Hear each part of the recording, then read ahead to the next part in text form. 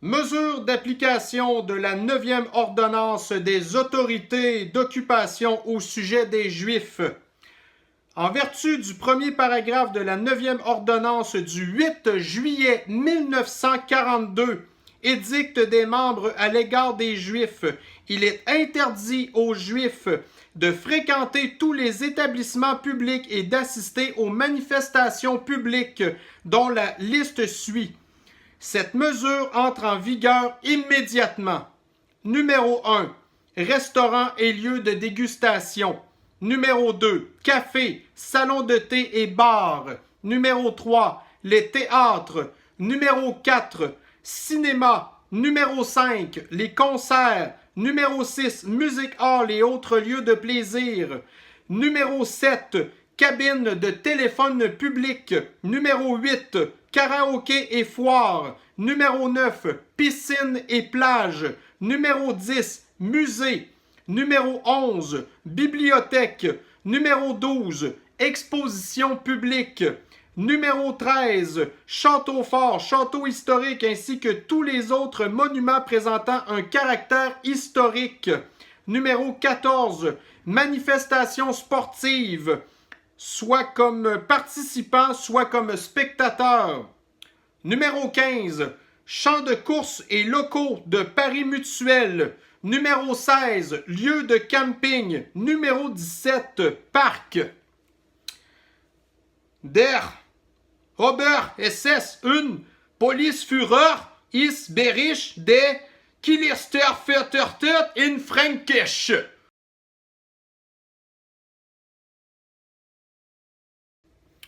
Bonjour et bienvenue sur la chaîne Citoyen Lucide. Nous sommes aujourd'hui jeudi le 8 juillet 2021. Alors, vous avez vu en première partie qu'est-ce que nos amis les Juifs ont dû subir lors du Troisième Reich sous le règne de Hitler. Alors, nous avons maintenant accès à un nouveau Reich, donc le Reich du fascisme sanitaire, sous ici présentement Himmler-Dubé, qui, nous avions déjà été prévenus, a fait une conférence de presse en début d'après-midi afin de nous parler du nouveau passeport thérapie génisale qui entrera, en tout cas bref, en vigueur à compter du 1er septembre en fonction de la situation épidémiologique au Québec. Alors, regardez, là, ce que je vais faire, c'est que je vais vous passer certains bouts de la conférence de presse. Je ne vous la ferai pas tout écouter parce que, regardez, ça ne me tente pas que vous défoncez votre TV ou votre cellulaire aussitôt que vous allez écouter mes affaires. Et là, je vous le dis tout de suite, je vais assez limiter mes commentaires sur ça parce que j'ai d'autres affaires à emmener. Puis honnêtement, moi, passer mon temps sacré puis être en vierge, c'est pas quelque chose qui fait bien mon bonheur. Alors, on va commencer. Je vais vous faire écouter les petits bouts que je considère importants dans la conférence de presse. Attendez-vous aujourd'hui à ce que la vidéo soit assez longue, OK? Parce que là, on va vraiment, dans la conférence de presse, en tout cas, vous faire écouter les bouts qui sont, je vous dirais, extrêmement choquants. Donc, quand que moi, je vous dis qu'on est dans un régime là, de fascisme sanitaire, c'est pas des blagues. Et on a même Christian Dubé qui s'en vante. Alors, on va commencer là, la conférence de presse. Alors, merci beaucoup, Marjorie, Dr. Arruda. Super. Bonjour à tout le monde, bonjour à tous. J'aimerais peut-être commencer par un petit retour sur le match d'hier soir. C'est vraiment une priorité de parler du Canadien de Montréal. J'ai l'occasion pour féliciter le Canadien pour cette belle fin de saison, mais surtout pour les remercier. Maintenant, pour revenir à nos moutons, puis il faut se préparer pour l'automne qui s'en vient.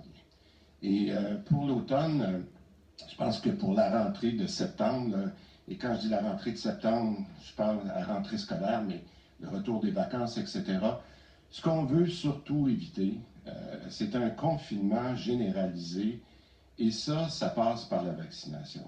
Et ça passe par la vaccination à 2 doses d'une forte proportion de la population. En fait, à partir de septembre, quand tout le monde aura eu le temps ou la possibilité de se faire vacciner, on va ajuster notre stratégie pour tenir compte de la vaccination. Notre stratégie, en fait, va reporter en bonne partie sur l'utilisation d'un passeport vaccinal.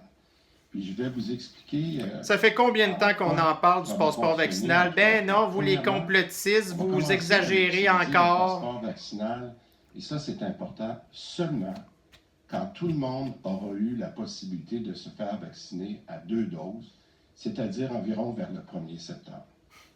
Deuxièmement, on va continuer à agir en fonction de la situation épidémiologique. Autrement dit, le passeport vaccinal va être utilisé si et seulement si la transmission ou des éclosions le justifient dans un secteur d'activité ou un territoire donné. Bon, alors, on va commencer comme ça. Donc là, ils nous disent que nous allons entrer en vigueur le passeport thérapie génisale si et seulement si la situation épidémiologique au Québec va pas bien. Alors, je vais vous donner un petit aperçu de qu'est-ce qui va nous attendre, OK? Donc, j'ai ici... Donc, nous avions ici, hier, le 7 juillet, un article du Journal de Montréal qui nous dit « Sniffles, croissance des cas au Québec et en Ontario. » OK? Donc là, ça, c'était mercredi, le 7 juillet. Alors, on va aller voir quelle était la situation épidémiologique hier. Donc, le 5 juillet, il y avait 67 cas. Le 6 juillet, 103 cas. Donc, il y a eu une petite augmentation de cas. Par contre, attendez un petit peu.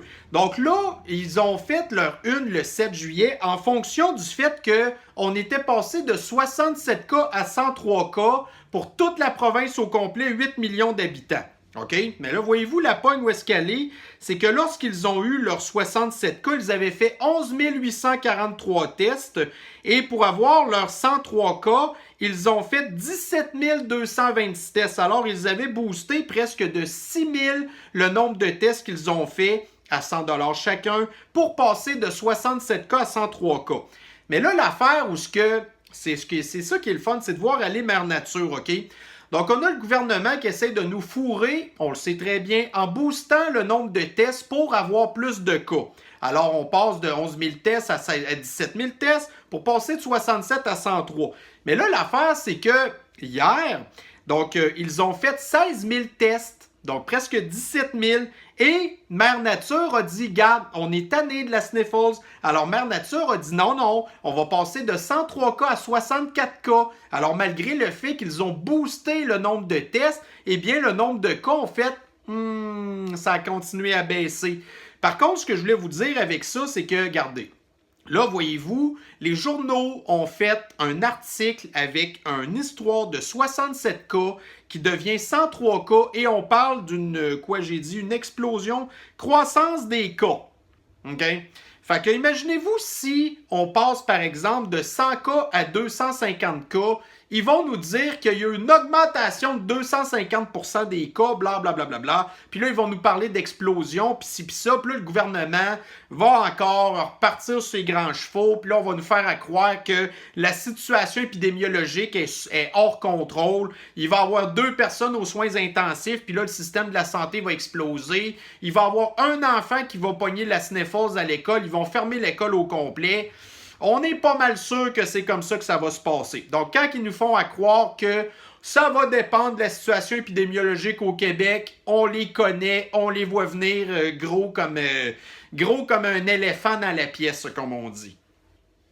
Troisièmement, pour être clair, le passeport vaccinal ne sera utilisé pour l'accès à des services publics ou essentiels. C'est uniquement pour des services non essentiels.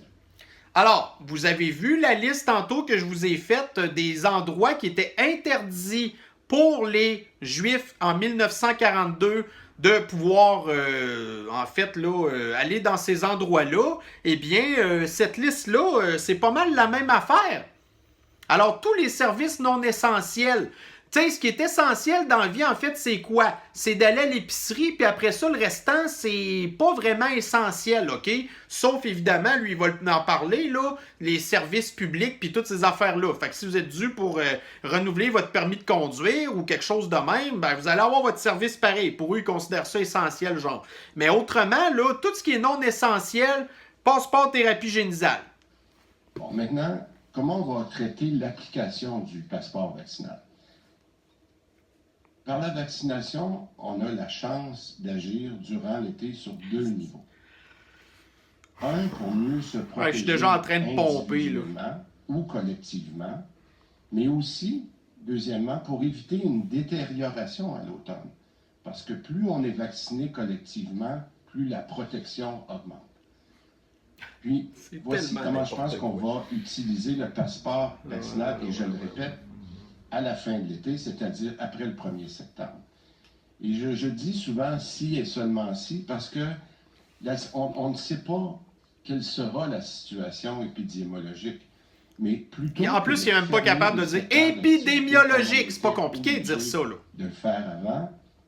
Maintenant, il faudra accéder, je dirais, à des lieux seulement si on est doublement vacciné, parce qu'il y a eu une éclosion. Je vais donner quelques exemples. On sait en fait que les éclosions, puis on est rendu expert là-dedans. Ah oui, des experts en gros mensonges, oui. On sait que les éclosions, les plus importantes sont dans des lieux où les contacts sont élevés. On veut les chiffres. Quand on parle des bars, des restaurants, toutes ces affaires-là, même les gyms à la limite, OK, il y a eu un exemple, dans les bars, il y a eu un exemple ou deux, rien de ça, aucune éclosion, rien pantoute. Tu sais, on le sait qu'il y a eu certaines éclosions, mais encore là, c'était quoi, 2-3 cas dans les écoles, après ça, ils fermaient la classe ou l'école au complet, après ça, vous aviez des milieux de travail qui a eu 2-3 cas, puis là, ils appellent ça une éclosion, patati patata, mais partout ce qu'il y avait des mesures de fascisme sanitaire qui fonctionnaient pas de toute façon, mais hey, whatever. Donc, c'est pas là qu'il y a eu des éclosions. Mais là, ce qu'ils veulent, c'est quand même, tu sais, obliger le passeport thérapie génisale partout, c'est non essentiel. Donc, lui, nous faire croire, parce que lui, c'est un expert en menterie. Puis, regardez, je pourrais vous dire des gros mots, OK? Mais ça ne me tente pas de me faire censurer sur YouTube, là. Alors, c'est ça. Donc, est-ce qu'il y a eu des éclosions dans les bibliothèques? Admettons... je sais pas, moi, dans les gymnases avec des cours de badminton le soir ou des affaires de même. Il n'y a absolument rien eu de ça. Alors, vous êtes expert en menterie, vous êtes expert en fascisme, ça oui, il n'y a aucun problème là-dessus. Je te le donne. Mais au niveau épidémiologique, parce que tu n'es pas capable de dire le mot sur le sens du monde, vous êtes des gros zéros, vous n'êtes pas du tout des experts. Mais ça, nous, on le sait, hein? Puis, on a donc divisé en deux les activités, en deux catégories. Les activités qui sont à risque élevé, mais aussi celles qui sont à risque modéré. Les activités qui sont à risque élevé, j'aime pas les choisir, là, mais je les dis globalement, là, les gyms, les sports d'équipe, de contact. C'est faux. Il n'y a eu aucune éclosion. Mais aussi pour une ou deux, au pire. Qui sont à risque modéré, on parle des arts et spectacles, des festivals, mais aussi des... Il n'y a eu aucune éclosion. Aucune. Écoute. Ah ouais, puis tu vas me donner un autre exemple aussi, là, les grandes manifestations que depuis l'année passée, qui ont rassemblé des milliers de personnes, là, y a-tu des éclosions là-dedans? Zéro, pantoute. Vous n'êtes pas des experts. En tout cas, je vais dire d'autres choses plus tard, là. Ces lieux-là, pour moi, ne sont pas restreints d'emblée aux personnes vaccinées 2 doses. Ils le seront seulement pour les personnes qui sont non vaccinés si la situation se détériore. Et la situation va se détériorer aussitôt qu'il va y avoir 20 cas en quelque part. Et on va tout ressacrer ça dans le rouge, dans le noir. Cette façon de faire... On vous voit venir, c'est incroyable qu'on vous voit venir. La situation épidémiologique. Il n'y a même pas encore épidémiologique. Et de déployer des mesures spécifiques. Ah ouais, des mesures de fascisme sanitaire. Des secteurs d'activité, des secteurs t'es un vrai nazi, man. Ce qui est notre principal problème dans les premières, deuxième et troisième vagues. En fait, le passeport vaccinal devient un instrument de plus dans notre gestion. Non, c'est un instrument de menace, c'est un instrument qui nous enlève encore des libertés. C'est une très bonne nouvelle. On a trouvé une alternative. Une alternative, ben oui, c'est ça. Est-ce que l'alternative, ça aurait peut-être été de préparer le système de la santé pour être capable de gérer plus que peut-être 20 personnes aux soins intensifs dans la ville de Québec, par exemple? Ben non, il n'y avait aucune alternative comme ça. T'sais, au lieu de dépenser des millions de dollars à tous les jours pour maudit niaisage de tests PCR qu'on le sait qui sont trop boostés, au lieu de prendre cet argent-là là, puis d'aller mettre ça pour améliorer le système de la santé. Ben non, ça, c'était pas une alternative viable non plus. Ben non, il fallait tout de suite qu'on tombe dans les mesures de fascisme sanitaire. Le passeport vaccinal, là, il parle de ça déjà depuis des années. Puis là, nous ici, ben écoutez, on entend déjà parler depuis le printemps passé. Il n'y a pas eu ça avant parce qu'il n'était pas encore prêt. Parce que le maudit système de schnout, il n'était pas encore prêt. Mais là, il va être prêt, là. Puis encore là, fiez-vous sur le gouvernement pour que ça soit tout croche. Ce sera bon pour la société. Non, ça va être pas bon. C'est bon pour l'éducation. Non, non. C'est bon pour l'économie. Non. Mais c'est aussi très bon pour notre réseau de santé. Non, non, non. C'est clair. Tu sais, voyez-vous, c'est des personnes qui sont adéquatement vaccinées. Toutes les conférences de presse du gouvernement, ça a été tout le temps des mensonges par-dessus mensonges continuellement. Fait que c'est pour ça que vous comprenez que j'ai arrêté de les écouter à un moment donné parce que c'est une insulte à mon intelligence quand on passe leur temps à mentir. Qu'en cas d'éclosion ou de transmission... 1, 2 cas, éclosion. Elle risque de devoir s'isoler, de devoir se faire tester ou de ne pas avoir accès à certaines activités. Ouais. Maintenant, je voudrais juste parler de pourquoi la deuxième dose. En fait, l'utilisation qu'on fera du passeport vaccinal démontre toute l'importance d'être adéquatement vacciné. Il appartient donc à chaque Québécois d'aller chercher sa première dose pour ceux qui ne l'ont pas fait, malgré qu'on atteint déjà des pourcentages quand même assez élevés. Mais c'est pas assez. Mais la deuxième dose, il faut être capable d'aller la chercher. Donc, première dose pour ceux qui ne l'ont pas et les 2 doses pour tout le monde. On a mentionné hier, on a des statistiques maintenant qui vont être publiées régulièrement toutes les semaines. Si les mensonges pouvaient donner des cancers du cerveau. Clairement, 2 doses du vaccin. Ça ferait longtemps qu'il y en aurait un. Hein? Crucial sur les cas, mais aussi sur les hospitalisations. En fait, 95% des personnes qui ont eu la COVID entre le 27 juin et le 3 juillet, c'est assez récent, n'étaient pas vaccinés adéquatement. Et il n'y a eu aucune augmentation des hospitalisations, il n'y a eu aucun décès non plus dans ces personnes-là. Encore des gens qui ont été testés inutilement asymptomatiques pour la plupart. Elle s'observe partout dans le monde. Ben oui. On ne peut pas continuer de paralyser, notamment le réseau de la santé. C'est de ta faute. Alors que des personnes font le choix de ne pas faire vacciner. Moi, je t'envoie ici. C'est donc dans cette optique-là que la preuve vaccinale sera déterminante. Non. Les gens qui sont adéquatement vaccinés pourront continuer de vivre dans une nouvelle normalité.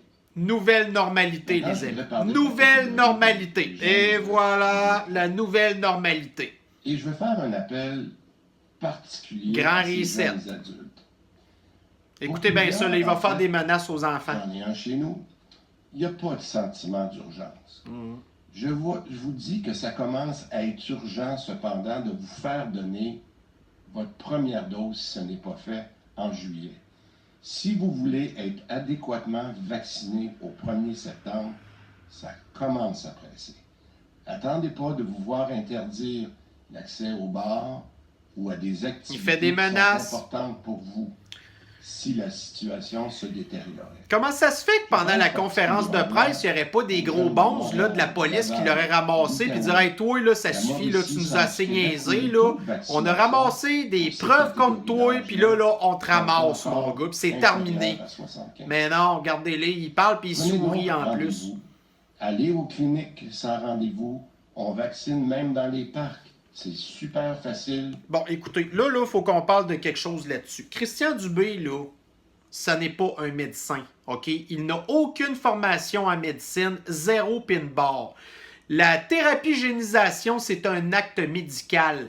Il est en train de prescrire à des gens qu'il ne connaît même pas du tout leur situation de santé, à rien du tout. Il leur prescrit, il les oblige à se faire thérapie-géniser sans avoir aucune connaissance de quoi que ce soit, de quoi qu'il parle, OK? Si moi, demain matin, je m'en vais dans une clinique, puis je me mets un sarrau sur le dos, puis que je passe ma journée à prescrire des affaires, OK? Mais à la fin de la journée, je me fais pogner. Qu'est-ce que vous pensez qui va arriver? Je vais avoir des accusations de criminels contre moi, OK? Je vais avoir des plaintes. Même le collège des médecins va être sur mon dos. Ce gars-là, ça n'est pas un médecin, il est en train de prescrire des actes médicaux, il n'y a personne qui fait rien, le collège des médecins, rien pantoute. Allez vous faire thérapie génisée, aucun problème, si vous tombez malade, on s'en fiche de vous complètement. Pas de problème. De toute façon, regardez, vous allez... Moi, je serais bien curieux de savoir si les personnes qui vont toutes te thérapie génisée, si c'est du monde qui ont toutes des qualifications aussi. Fait que si, admettons, vous vous faites faire ça, puis que là, vous tombez malade, pensez-vous que ces gens-là, ils ont toutes des formations pour vous régler ça tout de suite, puis tout? Puis qu'ils vont avoir des ambulances qui vont venir vous chercher dans le temps de le dire? Non, vous allez en crever de tout ça, c'est pas compliqué. Fait que ce gars-là, c'est un usurpateur, c'est un charlatan, il est en train de vous prescrire des affaires qu'il n'a même pas le droit, et personne n'y fait rien encore, on le laisse aller. C'est pas long. Mais non, c'est pas long. C'est mieux qu'une bine. Ah, écoutez, hey, il vient de dire que se faire thérapie génisée, c'est moins pire que de se faire une bine. Encore là, médicalement parlant, il y a des risques à se faire thérapie génisée. OK? Il n'y a aucun risque à se faire une bine. Ce gars-là vient de dire que c'est moins dangereux se faire thérapie génisée malgré toutes les contre-indications qu'il peut y avoir, et ça peut même aller jusqu'au décès. Et il dit, non, tu as le choix de te faire une bine ou de te faire thérapie génisée. La bine, c'est moins pire. En conclusion, des doses, puis Daniel pourra répondre à vos questions, on en a des millions. Bon, on va parler de lui, Daniel Paré, qui est la personne, le directeur en charge de la campagne de thérapie génisation. Alors, qui est Daniel Paré? Pour les gens qui ne le connaissent pas. Alors, Journal de Québec, nous sommes le 12 février 2021. Maltraitance au manoir Liverpool. Les partis d'opposition réclament le départ de Daniel Paré. Alors, Daniel Paré, c'était le directeur général du manoir Liverpool qui, depuis des années, sous la loupe du ministère de la Santé parce qu'il y avait des cas de maltraitance en tout cas, c'est un CHSLD. Alors, cette espèce de gars-là est maintenant en charge de la campagne de thérapie génisation au Québec. On n'a jamais eu une situation aussi extraordinaire en termes de disponibilité de vaccination. On a du monde pour vacciner. Vous souvenez-vous, c'est lui qui disait « Ah, il n'y a pas de problème, AstraZeneca, c'est sécuritaire au bout, bla bla bla bla bla. » Voulez-vous qu'on vous répète qu'est-ce que c'était effectivement l'AstraZeneca? Il y a de la place. Ben ouais. Prenez rendez-vous ou même mieux, devancez votre rendez-vous. Invitez donc les Québécois à aller chercher leur deuxième dose maintenant. Ah ouais, ting, ting, ting, ting, ting, ting, ting. À un minimum de 4 semaines. On a offert, en fait, toute la flexibilité possible aux Québécois pour recevoir leur deuxième dose. Et si le variant vous inquiète, non, allez chercher votre deuxième dose. Non, m'inquiète pas, moi. En conclusion, profitez de l'été pour faire 2 choses. Non. Reposez-vous. Ouais, c'est ça. Et allez chercher votre deuxième dose. Non. Et faites-vous vacciner. Non. Je dirais en terminant que la vaccination, c'est non seulement bon pour nous tous, collectivement, mais c'est bon pour chacun de nous, pour notre liberté individuelle. Bon, écoutez, liberté individuelle. Donc, il vient de nous dire, si vous ne faites pas thérapie génisée, vous n'aurez pas vos libertés individuelles. C'est comme ça qu'il faut comprendre ça. Là, il y a une affaire. YouTube. Là, vous allez dire, ce gars-là, Christian Dubé, est ministre de la Santé. Il n'a aucune qualification pour parler de ça. Il nous dit de se faire des affaires. Moi, normalement, si je vous dis des trucs comme ça, je suis supposé vous dire d'avance, écoutez, je ne suis pas un médecin, je ne suis pas un professionnel de la santé. Si vous avez des questions, des commentaires ou n'importe quoi, vous devez aller voir votre médecin. Et si vous n'êtes pas content de l'opinion que votre médecin vous donne, allez en voir un autre. Mais vous devez quand même vous baser sur les conseils d'un professionnel de la santé. Christian Dubé n'est pas un professionnel de la santé. Il faut mettre les choses au clair. Donc, malheureusement, YouTube, voyez-vous, lui, il a dit des affaires, il n'a pas le droit de dire ça. Et c'est bien plate, mais toutes les personnes qui vont souffrir d'effets secondaires à cause de la thérapie génisation, C'est lui qui va avoir dit de se faire thérapie génisée sans avoir aucune idée de quoi qu'il parle, sans connaître l'état de santé de la personne. La personne va souffrir à cause de ça. C'est un voie de fait. Cet homme-là nous menace de nous faire des voies de fait, OK? Parce qu'en se faisant thérapie génisée, vous avez 50% de chance d'avoir des effets secondaires, qu'ils soient gros ou pas gros, OK? Fait que lui, c'est ça qu'il vient de faire. C'est des voies de fait. Chaque personne qui n'a pas besoin de se faire thérapie génisée, si son médecin, c'est ce qu'il lui dit, donc lui, il nous dit, fais-le quand même, autrement, vous perdez vos libertés individuelles. C'est maintenant plus vrai que jamais. Oui, le fascisme sanitaire est plus vrai que jamais. Vers un retour à la normale. Non. Il a parlé de nouvelle normalité tantôt. Le retour à la normale, ça n'est pas la nouvelle normalité. Oubliez ça. Je vais dire quelques mots en anglais. Bonjour, Mathieu Bellemare de Radio-Canada. Peut-être, Monsieur le ministre, nous expliquer un peu de quelle façon concrètement ça va fonctionner. Je comprends que si jamais il y avait des cas qui explosent dans la région de Montréal, par exemple, seulement dans la région de Montréal, on pourrait... La région de Montréal a été en zone rouge jusqu'à temps qu'il restait à peu près 300 cas. Là. 300 cas, puis c'est plus qu'1 million d'habitants. L'épidémiologie de ce que je comprends qui est différente d'une région à l'autre. Tout à fait. C'est pour ça qu'aujourd'hui, on explique les principes, parce que vous allez comprendre que durant l'été, on va raffiner des choses, mais votre question est très pertinente. J'ai parlé tout à l'heure de régions et de secteurs. Okay? On le sait maintenant premièrement, lorsqu'on a déjà 80% des gens qui ont la première dose, puis on vise d'avoir au moins ça pour la deuxième dose.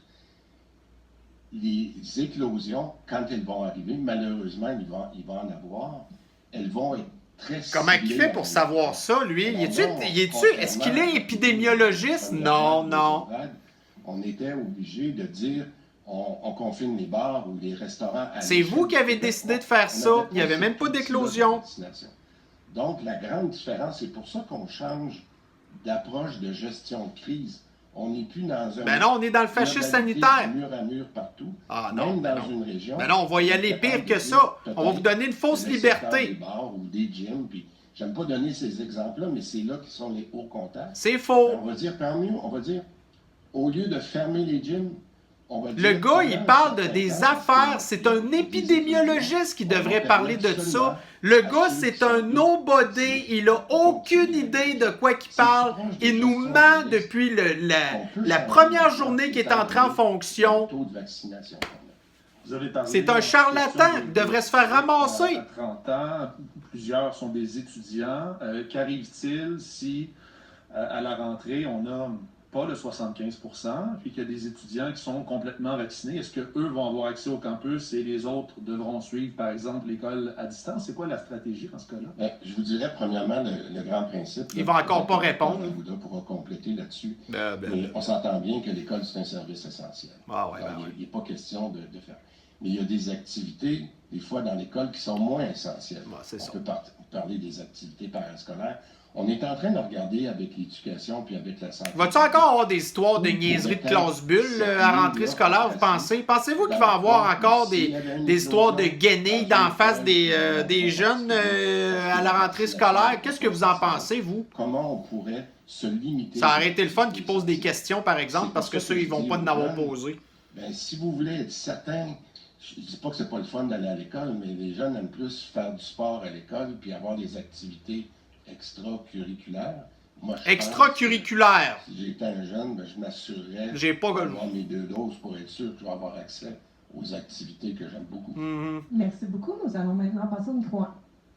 Bonjour, M. Dubé, M. Arruda, M. Paré. Est-ce qu'on mène des sondages ou d'autres démarches pour comprendre... Des sondages! Pourquoi des sondages! la résistance des jeunes à la vaccination demeure élevée et pourquoi elle est plus élevée dans des régions plus que d'autres? Des sondages spécifiques sur ça, on est en train de demander aux plus jeunes qu'est-ce qui les préoccupe dans la vaccination. Ils n'en ont pas besoin. Ils sont pas malades, la sniffles, ils ne poignent pas puis ils ne se ramassent pas à l'hôpital. Pourquoi ils se feraient faire ça? De s'assurer dans les prochaines semaines. C'est une question légitime, ça? À leurs préoccupations. Et Et vous avez vu, on a évolué, hein? On avait des grandes cliniques de vaccination qui ont fait...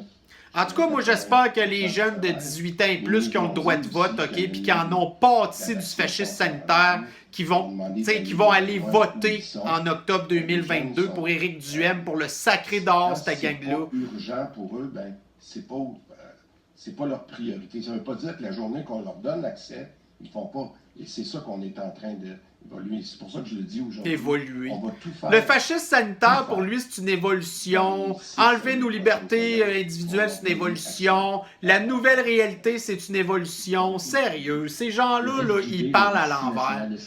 Ah, checkez-les, là, lui, avec son beau petit costume de mafieux. C'est pas pire, hein? Il a de l'air d'un parrain. On regarde la littérature. On sait que cette population-là, c'est pas parce qu'ils sont contre les vaccins, c'est que souvent, ils sont très occupés. C'est pas nécessairement une priorité dans leur vie, etc. Il dit tellement n'importe quoi, Arruda, là. On est mal foutus au Québec. Puis qu'on fait un plan spécifique pour ces catégories-là. Et dans les zones urbaines, c'est reconnu un peu partout.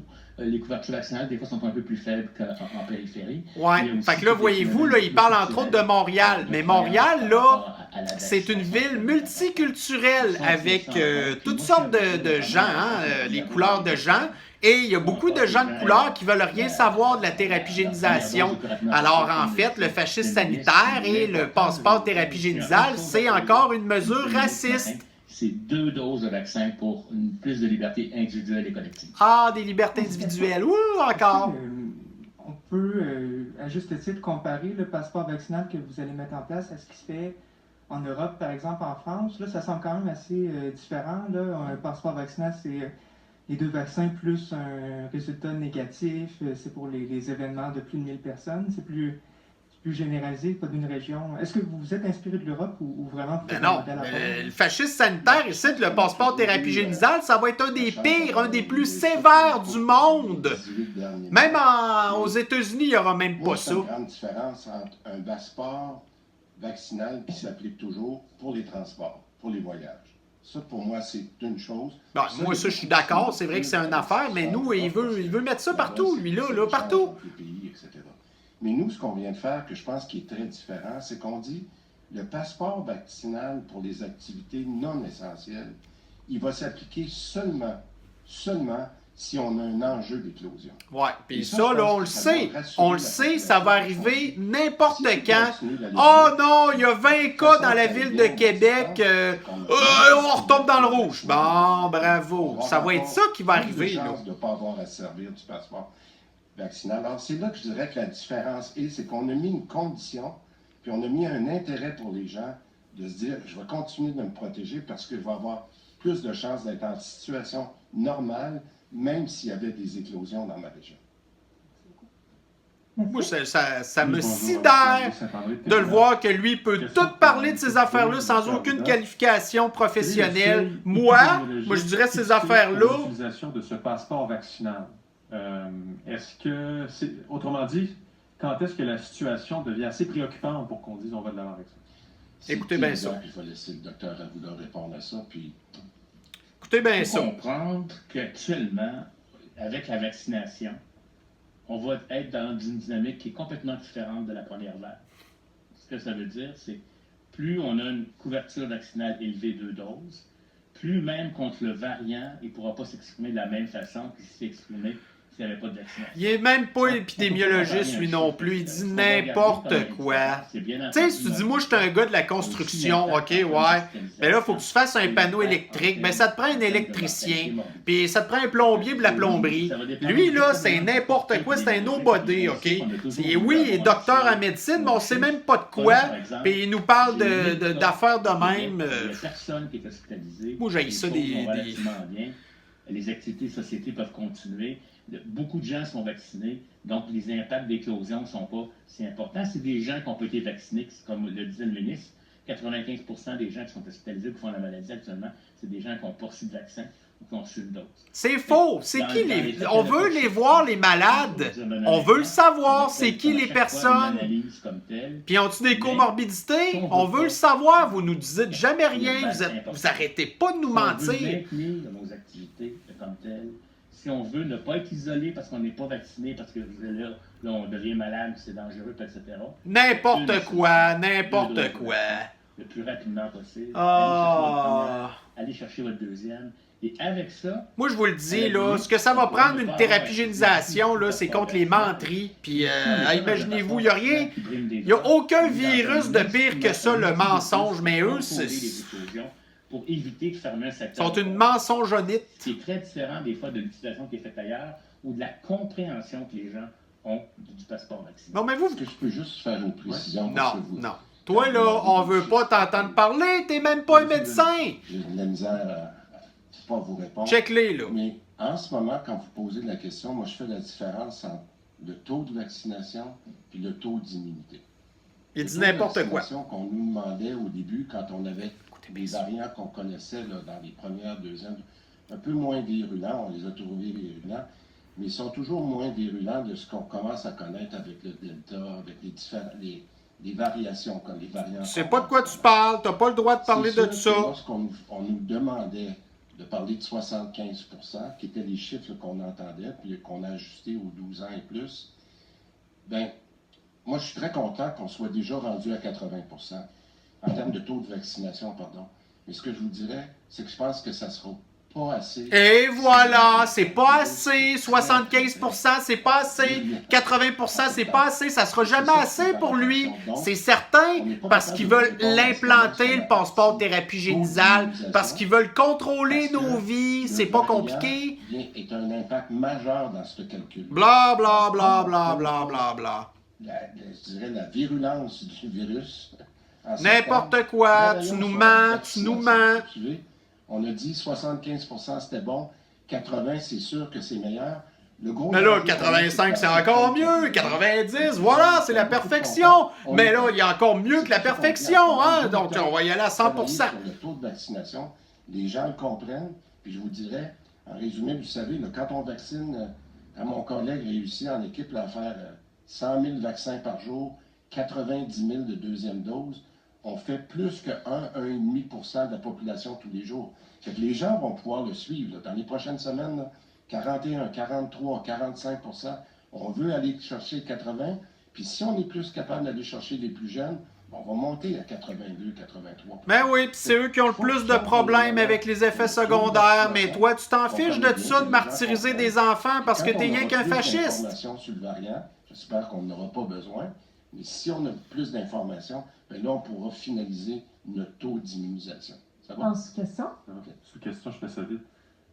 En présentant cette preuve de vaccination adéquate, est-ce que ça va vouloir dire fin des mesures sanitaires, par exemple, au restaurant? On présente ça, il n'y a plus de concept de bulle, on peut être de façon illimitée autour d'une table et reprendre finalement la vie normale. Bien, l'objectif, c'est ça. L'objectif qu'on a... L'objectif, mais pour l'instant... C'est pour ça que je trouve... C'est pas... une bonne nouvelle aujourd'hui. Ah, c'est une bonne nouvelle! Le fascisme sanitaire est une bonne nouvelle! Où on sera le 1er septembre. Ouais.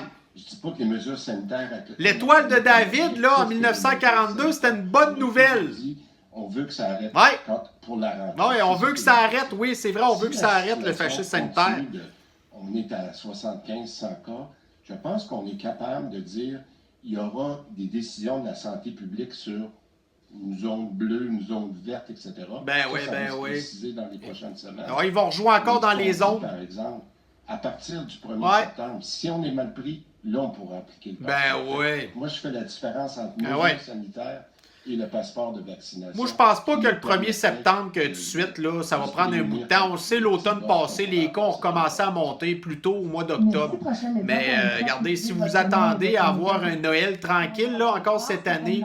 de la presse canadienne. Monsieur Dubé, sur la question du passeport vaccinal, je vous emmène en Outaouais. En Outaouais, tous les jours, il y a des centaines, parfois des milliers d'Ontariens qui traversent en territoire québécois. Ils n'auront pas de passeport vaccinal. Le gouvernement Ford a déjà indiqué qu'il ne voulait pas s'en aller dans cette direction-là. Donc, pas de passeport thérapie génisale en Ontario. Refuser des gens, des Québécois qui n'ont pas leur passeport vaccinal, mais accepter des Ontariens parce qu'ils ne peuvent pas en avoir de passeport vaccinal, comment ils sont censés gérer ça? Content d'avoir la question. En Outaouais, comme n'importe où au Québec, si la santé publique ne déclare pas qu'il y a une situation d'éclosion qui met... Donc, l'Outaouais était un des premiers endroits qui est tombé dans le rouge et il a été un des derniers endroits à quitter la zone rouge. Donc, ça ne va pas changer théoriquement si on regarde ce qui est arrivé l'automne dernier. Il n'y a pas personne qui peut lui refuser l'accès à quelqu'un qui vient de l'Ontario. Ah ben là, regarde. Fait que là, vous allez lui faire tomber dans le rouge dans le temps de le dire. Fait que les Ontariens qui vont visiter Outaouais puis qui n'auront pas de passeport thérapie génisale vont se faire virer de bord. Ça va être pas plus compliqué que ça. Qui ont la double vaccination, qu'ils viennent de l'Ontario ou qu'ils viennent d'ailleurs. Alors, si jamais un Ontarien veut venir dans un restaurant où il y avait une limitation pendant un certain temps, parce qu'il y a eu des... Ça va être combien de temps encore? On le sait. 2 cas, paf, on retombe dans le rouge. Il reste un cas, paf, on est encore dans le rouge. Combien? Qu'est-ce que ça prend? Ma prochaine question va être plutôt directe. C'est quand même d'exiger ça, le passeport vaccinal, pour l'accès à des activités non essentielles, je le conçois. C'est quand même une forme de discrimination. Comment est-ce que vous justifiez donner des accès, des privilèges à une catégorie de Québécois? Gardez-y la face. Il trippe. Il est content. Expliquer, puis pour moi... Il trouve ça drôle, lui. Non seulement, depuis le mois de janvier qu'on vaccine les gens, on a donné à tous les Québécois des ressources, du temps... Non, vous n'avez rien donné. Le système de la santé, vous n'avez rien donné du tout.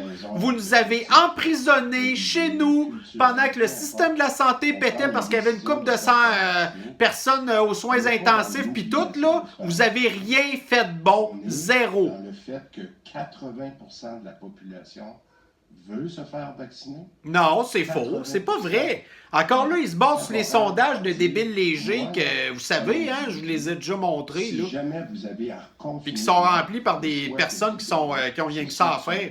Puis ça, c'est pas du monde normal. Là. Continuer à avoir une normalité. Ouais, une normalité. On est très à l'aise avec cette approche-là. Ben oui, c'est ça. On est à l'aise avec le fascisme sanitaire. Il aime ça, lui. Il est content. Il y avait des éclosions à l'automne. Donc, c'est de la discrimination pour vous? Excusez-moi. Prochain médecin. Ah, tiens donc, là, ils veulent plus de questions pour le fascisme sanitaire. Un peu dans la même veine. C'est-à-dire que, bon, vous excluez que les non-vaccinés soient exclus des services essentiels. Mais maintenant, comment est-ce que vous allez vous assurer qu'il n'y ait pas des employeurs ou des locataires qui fassent du zèle et qui demandent un passeport vaccinal avant d'embaucher ou de louer un appartement, par exemple? Écoutez, encore une fois, je vous dis, là, démagogie. On n'est pas dans la vaccination obligatoire, on pourra... Il répond pas à la question. C'est qu'il faut que ça soit dans des cas d'éclosion. C'est très clair ce qu'on se dit. Non, c'est pas clair. C'est pas clair. Dans une situation, dans un secteur d'activité... Il y a des employeurs comme le gouvernement, des gros employeurs comme un des principaux employeurs privés du Québec qui se conduit tout le temps comme le gouvernement. Ils vont exiger pour que leurs employés puissent retourner au travail en présentiel de montrer qu'ils ont été thérapigénisés. Autrement, ça va être le télétravail, puis encore. Sur des secteurs sur lesquels vous n'avez pas le contrôle, c'est-à-dire dans le privé, que ce soit des locataires individuels ou certaines entreprises. Écoutez, je vais encore dire n'importe quoi. Je vais vous remplir de bull crap parce que c'est juste ça que je suis capable de faire. De toute façon, c'est moi qui mène ici. Fait que quand bien même que ça arrivera, je m'en fiche complètement, moi. Hein? Moi, ce que je veux, c'est mon power trip. De contrôler la population. Je veux pas donner des libertés. Ben non. La nouvelle normalité, c'est pas la liberté. Ces gens-là vont être heureux, vont être contents. Ben ouais, il n'y a rien que toi qui est heureux. Rester ouvert et servir des clients qui sont... Bla, bla, bla, bla. Ma deuxième question, oui, c'est que on devrait utiliser ce code QR pour s'enregistrer à toutes sortes d'endroits. J'aimerais savoir comment sera protégée la confidentialité de toutes ces précieuses données, surtout quand on pense à des piratages récents de la place 05 ans, de Clic Santé ou de certains sites montréalais. Écoutez encore la démagogie. Vous allez avoir confiance que vos données vont être bien protégées. C'est quelque chose comme pas loin de 6 millions de personnes 5 millions de personnes sur 6 millions de vaccinés qui ont déjà reçu leur code QR. Il répond pas à la question. On s'est assuré que les personnes pour qui on n'avait pas l'information qu'on jugeait complète, on a décidé de ne pas envoyer cette information-là à ces gens-là. On leur demande de venir sur place pour corriger.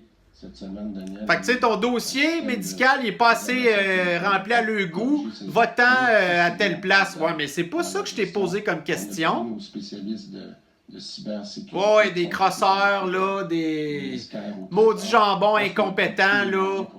D'ailleurs, je serais curieux de savoir combien ça a coûté, ça encore là. Vous savez, ça a coûté 2 milliards, le registre des armes à feu pour le Canada. Combien ça a coûté de développer leur patente, là, tout récupérer les données, puis tout, puis après ça, envoyer ça à Amazon? Bonjour, Ariane Kroll de la presse. Pour tout ce qui est non essentiel, ça repose beaucoup sur des commerces. Déjà, une partie de la population considère que la COVID, c'est derrière nous. Le port du masque, certaines mesures, c'est un peu difficile à faire appliquer. Comment on va faire pour que ces commerçants-là fassent la police? On prend que l'exemple des bars dans une région qui refusent tous les jeunes adultes qui ne sont pas double vaccinés. Déjà, c'est dans les bars, pour reprendre cet exemple. L'année dernière, on entendait que c'était bien difficile après un seul verre d'empêcher les gens de se lever de leur chaise ou de danser. Comme ça pas Comment on va faire pour s'assurer que ce soit appliqué? Ben, c'est ce qu'on va discuter. Écoutez, là, aujourd'hui... Bon, écoutez, là, ça suffit. Donc, là, je vais répondre à sa place parce que, écoutez, on va en discuter. Ben oui, c'est ça. Fait que là, il va en parler avec Sergent Guilbeault. Puis là, après ça, ça va être la police. Donc, si jamais il arrive de quoi, n'importe quoi, la police va passer son temps à aller partout dans les commerces pour les gens fâchés que leur passeport thérapie génisale n'est pas correct, qu'ils n'en ont pas, sont fâchés, blablabla. Donc, nous allons utiliser les SS de Sergent Guilbeault pour nous occuper de ça. Bon, alors, écoutez, on nous parle de la situation épidémiologique l'automne prochain. Écoutez, moi, je ne le sais pas encore, j'ai pas d'idée là-dessus. Tout ce que je peux vous dire, c'est que je suis persuadé que ça va être pas mal moins grave que ce qu'on a vécu le printemps l'année passée et rien à voir avec le restant, honnêtement, OK? Puis en plus, là, à la base, regardez, ils vont plus que 80% de la population qui va avoir thérapie génisée. Alors, tant mieux ou tant pis pour ceux qui ne l'auront pas été, là. Mais normalement, ça veut dire que la population est supposée être immunisée. Parce qu'on s'entend, c'est jamais arrivé dans l'histoire de nulle part que 80% d'une population était thérapie génisée pour quelque chose d'aussi banal que ça.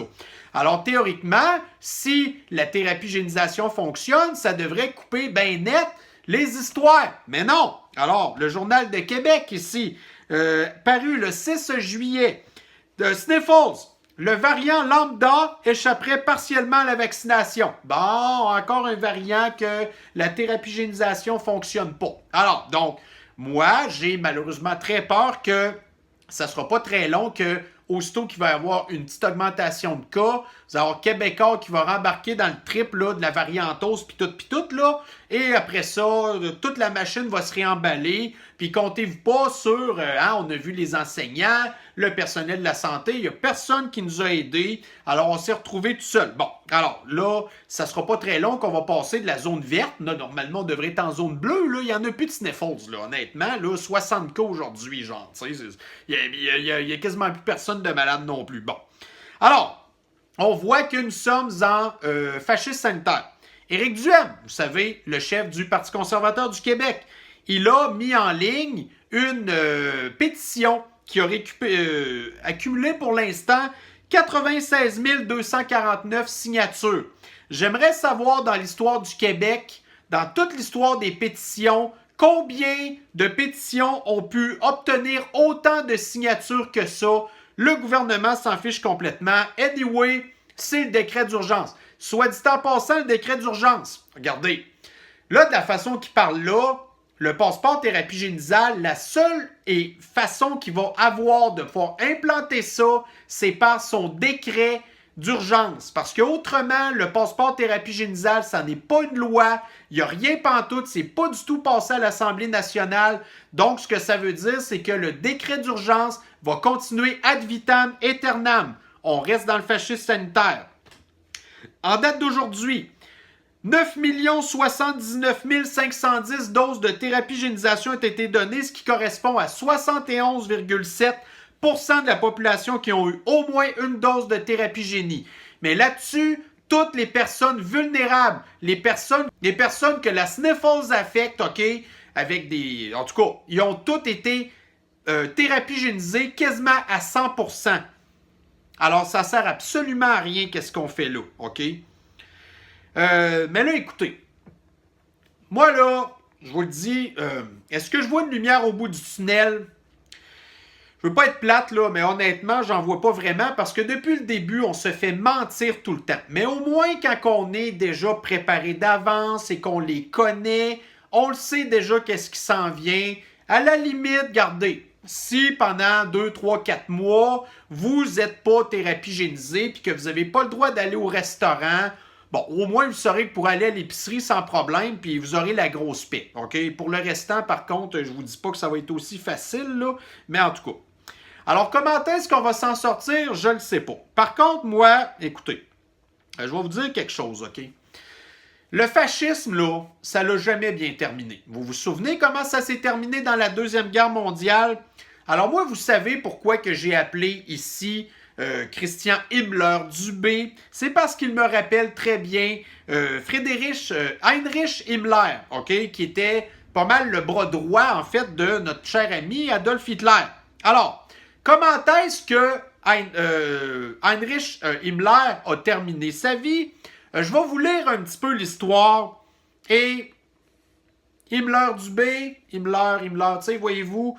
Alors, donc, nous avons ici Heinrich Himmler qui, refoulé par le nouveau gouvernement, officiellement démis de l'ensemble de ses fonctions le 6 mai 1945, il tente de jouer un rôle important dans le gouvernement de Flensburg, proposant ses services et ceux de la SS aux uns et aux autres. Il dispose encore de monnaie d'échange via le sort des prisonniers de guerre confiés depuis le mois de juillet 1944 à l'Ersatzer et des déportés non encore libérés.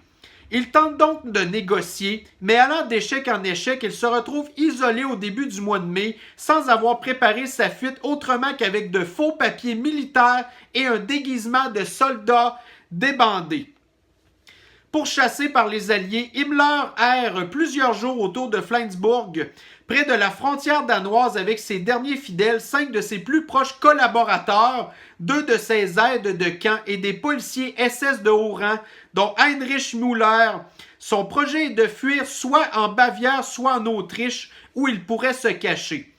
Rasé et déguisé en sergent-major de la Geheimfelspolizei, il porte un bandeau sur l'œil gauche, un uniforme déchiré de faux papiers au nom de Heinrich Hitzinger, mais ayant refusé d'abandonner ses lunettes, il demeure reconnaissable. L'unité qui l'a rejointe est arrêtée à Bremevord, près de Hambourg, par les hommes du sergent Arthur Briton, le 22 mai 1945. Le fait que le pseudo-Hitzinger présente des papiers neufs et tous les documents nécessaires en pleine période de débâcle attire l'attention des policiers professionnels de l'armée britannique. Son unité est envoyée dans le camp de prisonniers de Barnstead, près de Lunebourg. Un sous-officier britannique raconte la scène du 22 mai 1945. Bon, et là, ce qui vous intéresse le plus, comme beaucoup d'autres nazis, Himmler se suicide le jour même de l'arrestation des membres du gouvernement de Flensburg. Ses derniers mots ont été « Ich bin Heinrich Himmler ». Je suis Heinrich Himmler. Le lendemain matin, le cadavre est enterré secrètement dans une tombe anonyme quelque part dans la lande de Lunebourg, les Alliés ne voulant pas qu'elle devienne un lieu de pèlerinage nazi. Alors, mon cher Himmler-Dubé, quand le fascisme sanitaire va achever, tu vas pas t'en sauver toi non plus, OK? Donc, il n'y a aucun régime fasciste qui a bien terminé, que ce soit du fascisme militaire, là on est dans du fascisme sanitaire, c'est un petit peu différent, mais tu vas pas t'en sauver. Un jour ou l'autre, ça va te repogner, mon ami, OK?